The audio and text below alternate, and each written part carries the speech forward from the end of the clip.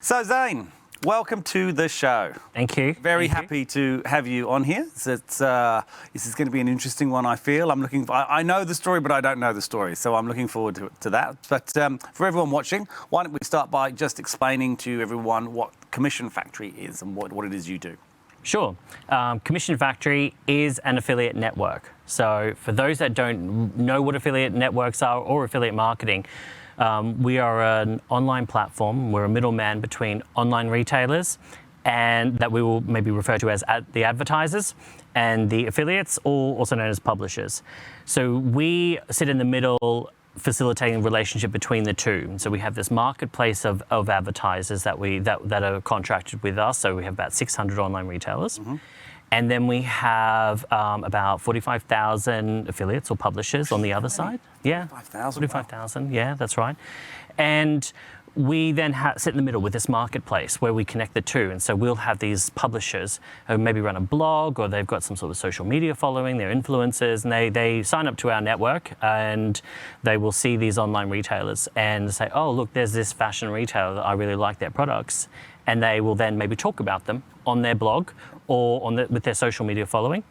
And for any consumers that is reading that content, clicks on a link and goes off to the advertiser's website and buys something, we're tracking that relationship and that transaction that's going on there. And so when that consumer buys, we are listening for that, and we calculate a commission to pay to the affiliate.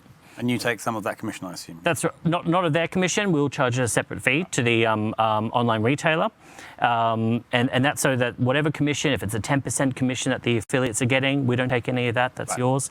We'll have a separate arrangement with the online retailers. But that's how the internet has been funded for a long, long time. I mean, Amazon probably pioneered this, I would say, in the early 90s. Mm-hmm. And they still run affiliate programs even now.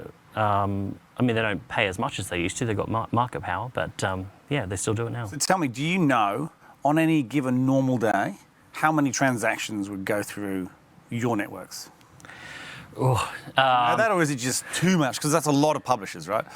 It is a lot, and it fluctuates quite significantly by time of day and all those sorts of things too. But on daily, I mean, it could fluctuate from tens of thousands to, let's say, the high tens of thousands as well. So low tens up higher, that sort of thing. So that's right. So they're all going through us, all these transactions going through us. We're calculating commissions, and we're building it all up for these affiliates, and then they get paid out their commissions either on a weekly, fortnightly, or monthly basis, whatever they choose. And they're from all around the world. Awesome business. Yeah. So tell me, let's hear about you. So as you know, Nudge is all about stories and telling stories. I don't actually know that much of your story. I know the recent parts, but I don't know the earlier parts. So tell us, how did you sort of start? What did you do? How did you come on this winding journey to where you are now? Right. Well, I guess it probably starts in my late teens. Don't say mother's womb. No, not the mother's womb. No. So probably. Let's say, late teens is probably where it kind of starts. Early teens is then when I think my mind was opened a little bit more to the world, and that you can never, there's no such thing as a quick buck. You do have to work for it. And so, I had a lot of family members as well who got involved in lots of pyramid schemes and get-rich-quick schemes when I was a kid. Amway? And oh yeah, there was Amway. Yeah, one of them was Amway. Actually, that one. Actually, I was in the womb for that one, we would just say. So Amway was even before I was born, and that one was actually when my parents decided not to continue with Amway, was my mother was told to take a pill to prevent going into labour with me to make sure that she could come to an Amway meeting. Wow. And that was the point where they're like, we're not being involved in this anymore. I got taken to the Amway headquarters from England. We went on a family holiday. My parents were so into it. I think they were Double Diamond or something, I can't remember what it was. We went on a family holiday to Michigan to see the Amway headquarters. That was our family holiday. Scarred me. I can imagine. I mean, you must have come home with lots of samples of laundry powder. I don't remember any of the products, thank goodness. Anyway. But yeah, so I saw that my parents struggled a lot when we were kids, and we sort of fluctuated between sort of, let's say, the sort of middle income sort of families and sometimes just above the poverty line. And so my determination in life was that I didn't want to ever struggle the way they did, and so whatever I needed to do to not let that happen, I would do it. And so I was employed, in my late teens, as most of us are, and working in a business, and I was very combative with my employers, and only because I wanted to do things a certain way, or I wanted to push things further, and I wanted to try new things, and that just didn't work under an employer. And so I was 22 when I decided to go out and do things on my own. That was when I discovered the affiliate side, what I do now, and that was when I discovered that. So I actually went to one of these like life courses, and it was a lot of crap, like a lot. You've got to sift through the stuff, Yep. standing up, facing your neighbor, or backs to each other, rub each other's shoulders, that sort of garbage. Sounds like a weird one. Oh, it was a weird one. It was.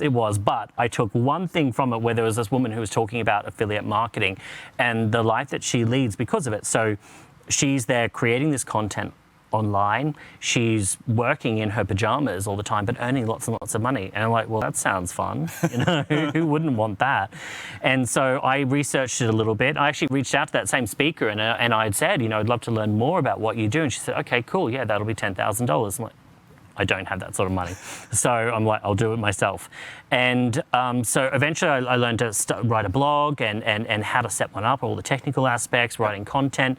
And probably within about 6 months, I was then earning about $8,000 a month just in commissions. Wow. And as a early 20s, 22-year-old, that was fantastic.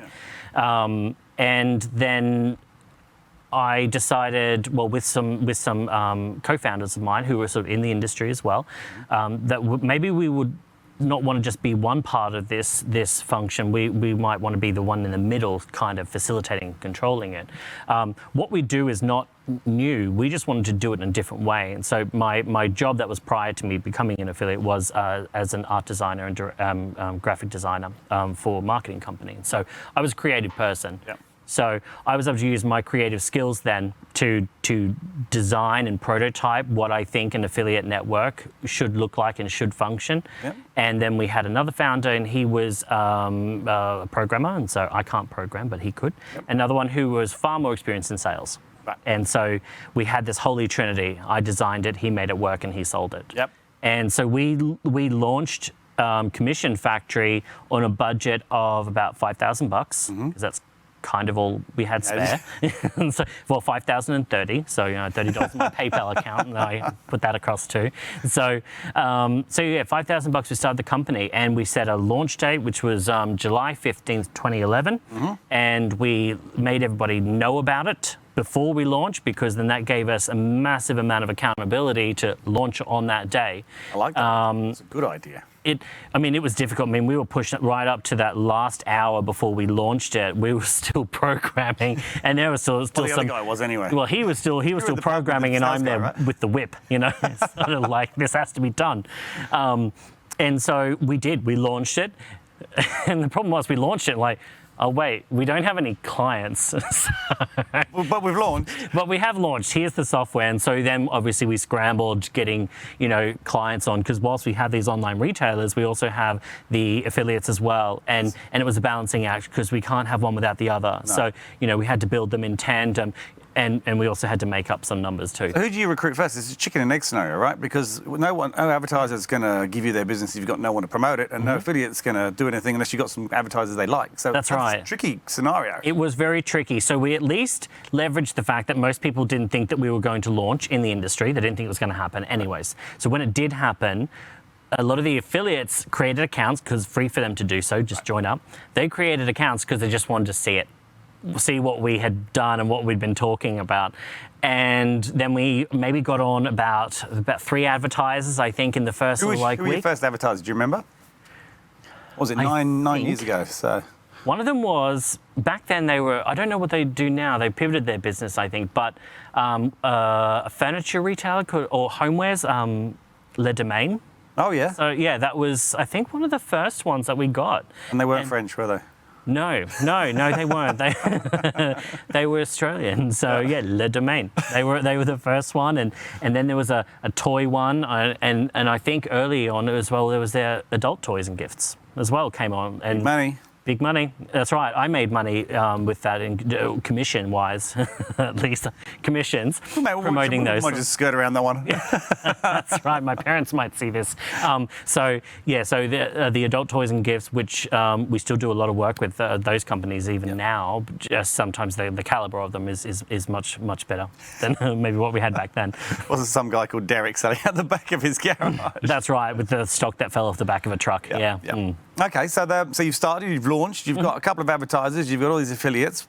What happens from there? How does it go from, and maybe talk about what's recently happened, obviously, because you've had a fairly big event in the not too recent history. Well, I mean, there was 3 of us, and it was our first business, and so besides me obviously doing the stuff on my own, but this was the first real big business where I actually registered a business name and all those sorts of things, bank trademark, account, all of that stuff. So there was the 3 of us, and probably from 2011 till about 2014, the problems arose because we really didn't have the organizational structure. So we hadn't defined our roles really, and so we had 3 people who maybe had different opinions on where we should take the company. And so there was a little bit of infighting between us on the certain topics. And we eventually brought in someone to sort of really look at the business and look at us and our skill sets, because we recognize as well that you need one captain of the ship. You do. You can't have the 3. It just wasn't going to work. This is often where businesses fall over, right, when they get to this point. And it didn't mean, we all founded the business together. It didn't mean that I or whoever was going to be the CEO of the company was any better than any of you, but it's just, you certainly do have to take that responsibility on, though. And the others either need to be happy with, well, what are you best at? And so the guy who was programming in our business, he didn't want to be the CEO. He's like, I'm a programmer. Right? He's an introvert. I mean, in general, hates people. Yeah, so, that's great. Yeah, that's right. But does a fantastic job. You should have brought him on the show. Well, maybe. I mean, slightly on the spectrum, I'm sure too. But but he does a fantastic job. What he does, there was no reason to take him away from that at all. And the guy that was more experienced in sales side of things, well, I mean, he preferred a lot of that sort of face-to-face chatting with people. But even when we brought in this third party, so he evaluated all of us anyways and looked at what our skill sets were, and eventually, it was proposed to the board, Zane should be the CEO. In terms of the skills, I mean, everyone just assumes because I was a bit of a bitch. They're like, well, of course you'd choose him as the bitchy one. But and everyone agreed, and that was scary at that time for me, because I'm like, can I do this? I haven't had to do this before. Can I do? What does a CEO even do? And so I think I even typed that into Google. What does a CEO do? I'd love to know what answers you got. That's right. There were many, and it comes down, I guess, we're just kind of like sometimes glorified problem solvers as well. Like we're overlooking things and just solving problems. You're a place to go when things happen or don't happen. That's right, exactly, and to hopefully be someone that everyone else can rely on as well when there's I don't know how to deal with this, and hopefully to be that level head to think bigger picture and all those sorts of things. So which is what I still do a lot of now. And so that was that progression. That organizational structure is definitely something that I will tell people now when they're starting a business, try and work that one out earlier. Because it really helped. We could have had far more direction and without all the crap that was there, infighting and decisions, if we'd had some of this structure and really defining what our roles in the company are. And so if that had been done earlier, I think we probably could even be a little bit further along. But, you learn as you go, and it's not a mistake I'll make again. No, it's one I made before as well. It's easier now because it's just me. But before, it was, it can have it has more of an impact in a negative way than you think. You just don't think about it, right? You're too excited, too wrapped up in the whole. That's right. You've got these big dreams, and we thought we're going to make $1 million in the first year, and you forget the other bits, the operational stuff that you probably should also consider too. So, I mean, and that's fine. I mean, we all get excited about these things. You've been the CEO for how long now? So officially, so I was signed in as CEO since March 2014. Okay, so 6 years, yeah. Yeah, that's right. Yeah, exactly. And so from there, once we had that structure in place, we then started growing really quickly. And because I'm either making final decisions on certain things, I'm allocating, delegating, and so from 2014 then to 2016. 2016 was the year that we then decided we would relocate the business from the Sunshine Coast in Queensland down here to Sydney. I was spending 3 months of the year down here anyways, chatting with people, networking, and most people just thought we were here anyways, because we always presented ourselves to be much bigger than we really were. And so start of 2016, so it was the end of 2015, I announced everyone we're relocating the business down to Sydney. And in March of 2016 is when we moved into our new office in Castle Ray Street. Excellent. And so when you say growing very quickly, what sort of size did you go from, and how, that accelerated growth, which is often what people are really fascinated, because it's a very difficult time when you grow quickly. Yeah, that's right. And so, well, we were, let's say, 8 people back then. So that was end of 2015, 8 of us. We lost 2 in the transition to Sydney, which is fine. We gave everybody the same opportunity to come with us and pay all the expenses. But for those who are living up there, Sydney might just not appeal to them because they like that beachside lifestyle, the laid-back lifestyle. So we lost 2 on the transition down here. So when we got into Sydney, we were really only about maybe 6 or 7 of us. And then we just started sort of hiring locally, and it was so much easier down here. Finding the skill sets that we needed in digital marketing and account management was just so difficult up there. And so down here, there were so many choices that we had. So we started hiring. And so from that 2016 to 2019, even to where we are now, so we're now at 45 now. Yeah. And I also have 6 of them in Kuala Lumpur now. Okay, development teams, like tech. Some of them are account management as well, because that's our goal now is Southeast Asia. We over the years, actually by about 2015, we're about 65% market share in terms of what we do. Wow. Yeah. That's massive. That's complete domination. That's right. And that was, I was surprised by that number. When I first actually started working it out and we put it together, like, wow, 65. Because we actually had someone totally not involved with us at all. They did an infographic on the affiliate marketing ecosystem in Australia. And here they were, they had us at 75% market share. I'm like, really? Where'd they get that number from? And so then I actually looked into it myself and started, getting all the numbers from all the competitors that we had as well. I'm like, it's not 75, it's 65, but that's still pretty good. Massive. It's huge. That's right. And we've maintained that since 2015 to now, about that 65% market share. In affiliate marketing. Oh, that's really good. Yeah. And just recently?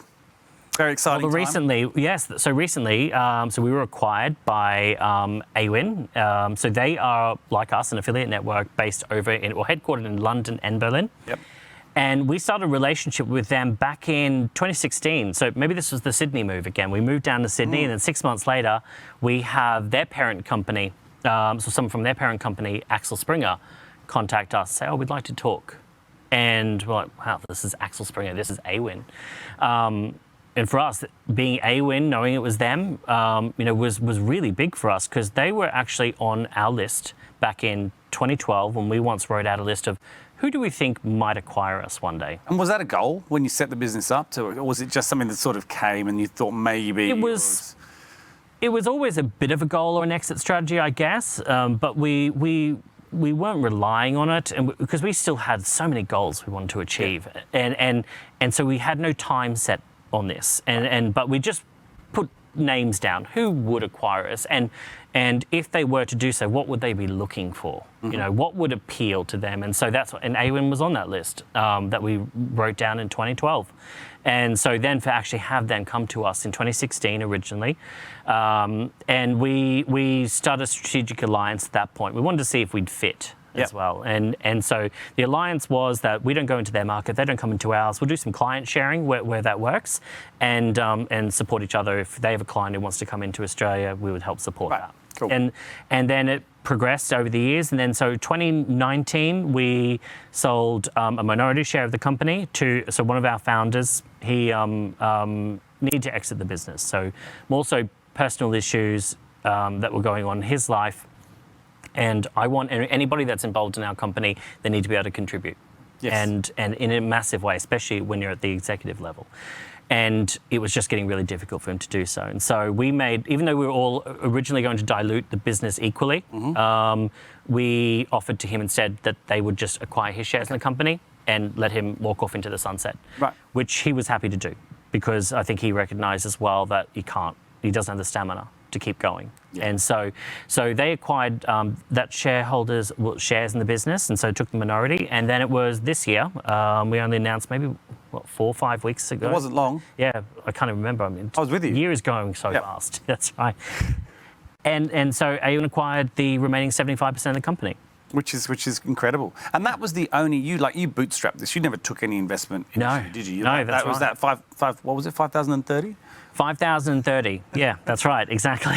The 30s, that extra little bit, you see, that's what some people miss. That's right, exactly. Which is impressive, to build a business up and then to take it and sell it in under 10 years when you haven't taken any funding is impressive. And it definitely gives you motivation to make it work, because everything is on the line here. We don't have anything else now, because the businesses that I was running as an affiliate and the blogs and all that stuff, the performance of them started to fail because I wasn't focusing on them anymore.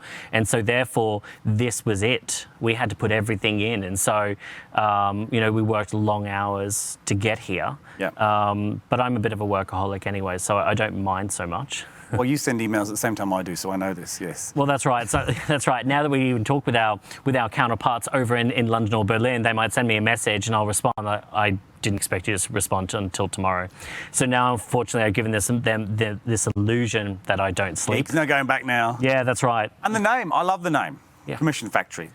Was Well, that that's easy right. to come up with? No, it was hard, because we were looking for. This actually came about because of domain availability. Oh, doesn't it always? We came up with all these really interesting names, and you check domains. Oh, it's taken. And then we thought, well, we are a factory in a sense. We're building and creating commissions I think for it's a people, great and so then obviously yes, we settled on it because it makes sense, and the domains are available. Yeah, so that helps. Yeah, that's right. And I went with a blue color scheme for everything, because one of the previous What a companies. good choice. Well, blue. I mean, it's a nice color.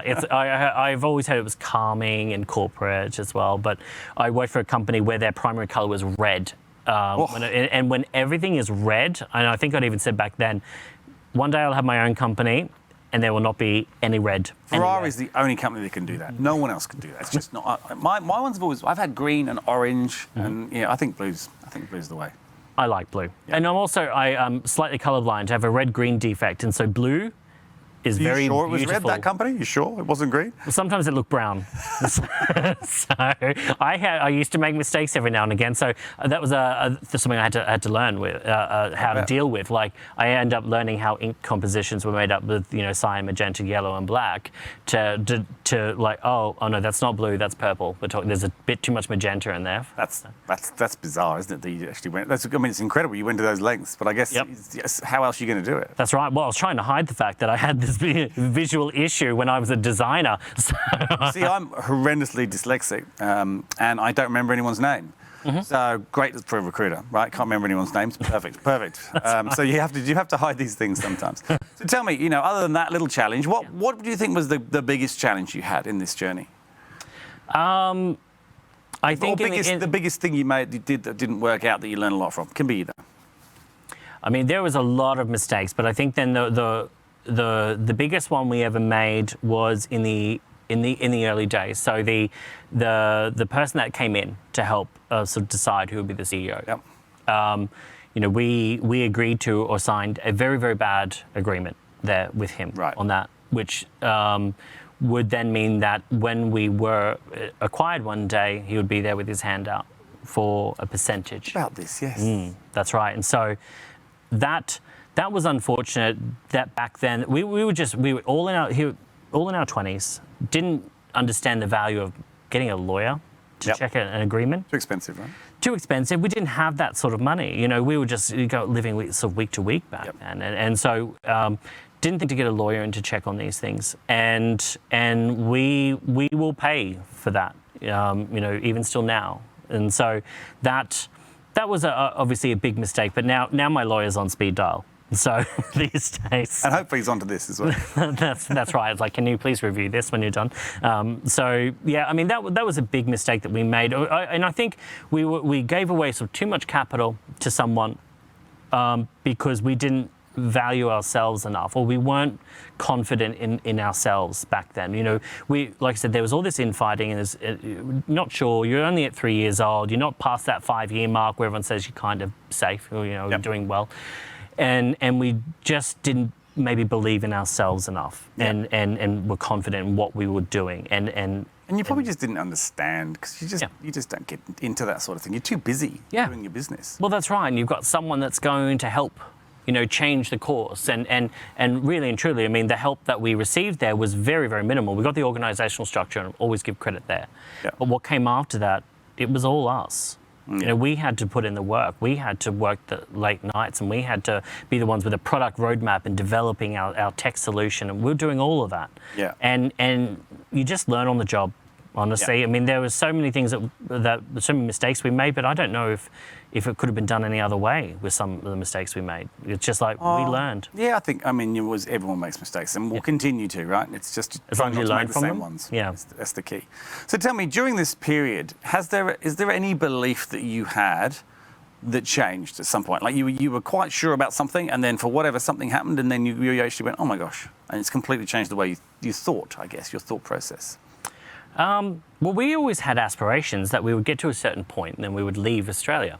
Go and set up shop elsewhere, because Australia seemed too far behind in terms of this sort of digital ecosystem that we were working in. So we always thought we will one day go to Singapore, we'll go somewhere else in the world.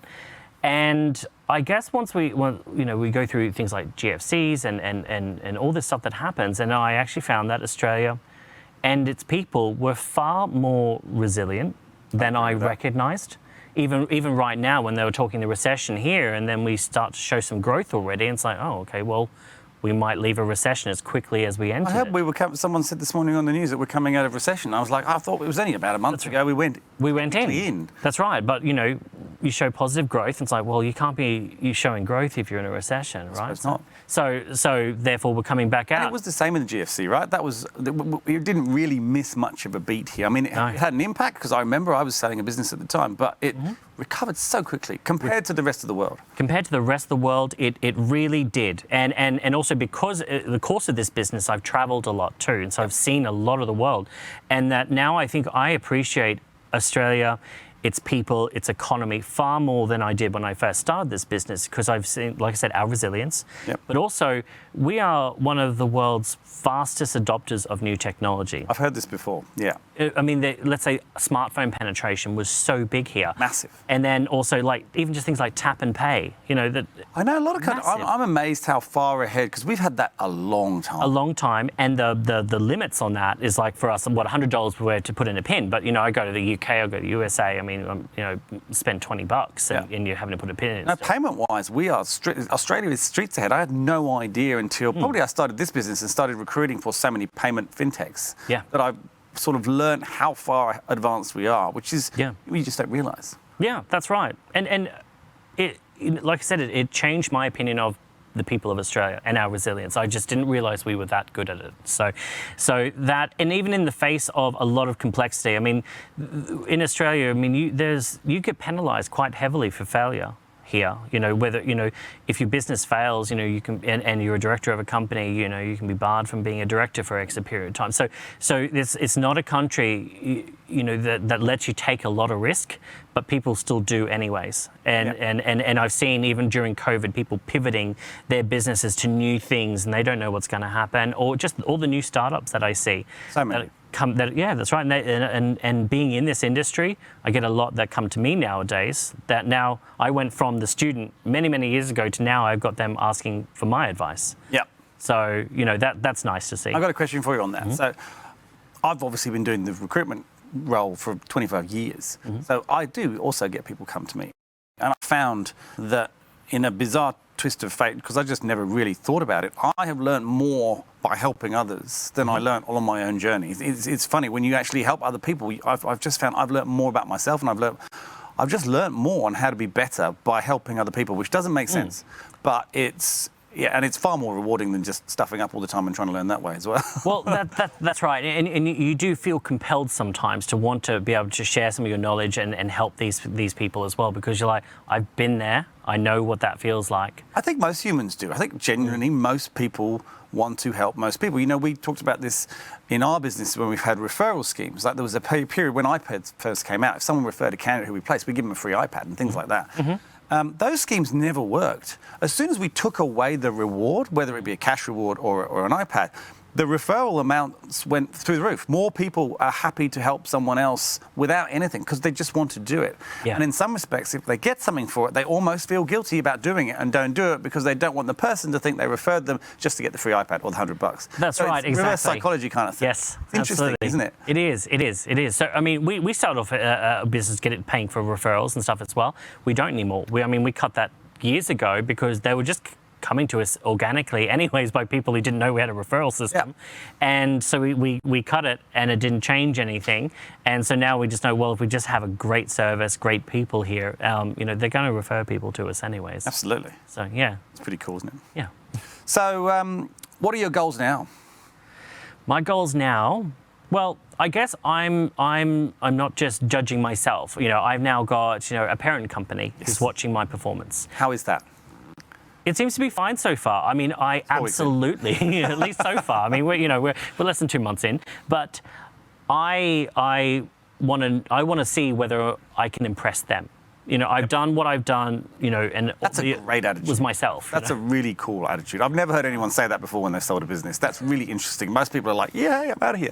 But the fact that you want to impress them I've never had that answer. I've never heard anyone say that. That's a good answer. Well, I think it plays into, maybe sort of an issue I've had all along where people sometimes, oh, you've done so well, or you've come this far and this far. But I guess a lot of founders, CEOs sometimes suffer from imposter syndrome. They do.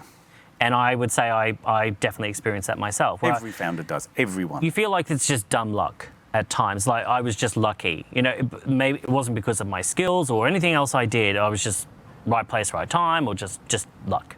And so this I think would be very telling for me that if I can actually achieve the goals that I'm setting, that they would like me to achieve, but also my own goals, and they're happy with what I've done, then maybe I can get past imposter syndrome and say, okay, it was just in my head. And because they are happy and they are impressed. Interesting. Yeah. I mean, I think luck comes to people who take action at the right time. That's what luck is, right? But most people don't take any action. So people who do stuff are lucky. Yeah. Because they do stuff. Yeah. People who don't do stuff are not lucky. I mean, it's really simple, right? And I think most people don't, and particularly founders, they do think. I think we all do, and I have many times. I seem to have dodged a fair few bullets here and there, and I feel like I've been insanely lucky. But if you go back and really, really think about it, yes, maybe you were lucky, but if you hadn't been doing anything, well, you wouldn't have been anything, really, I suppose. Yeah. I don't know. That was a terrible way of explaining it. I know what you mean. I know exactly what you mean. Yes. All right. Yeah. So you've done all this with all this luck. That's right. Lots of luck. Yeah, lots of luck. You're a complete imposter. No, so you've obviously learned a lot along the way, and you would have had a lot of influences. And I think anyone who does run a business, start a business, they are people that take action, but they usually have things that also help them do that. So podcasts, books. Is there anything that you maybe helped you at the beginning, or that maybe you're finding very inspirational now from a listening point of view? I like podcasts a lot. And any book that's really impacted you and why? Let me think. So podcasts, that changes a lot depending on what it is that I'm currently interested in as well. So right now I'm listening to a podcast series. I can't think of the name of it by Cynthia Deeren. So she does a lot of the international expansion and helps companies do that. And so we've been getting some advice from her on that. But she has a podcast as well. We're talking these different people and how to expand overseas, cultural differences between us and Southeast Asia. I mean, whilst we, Australia, are part of APAC, we are a Western country in an Eastern geographic region.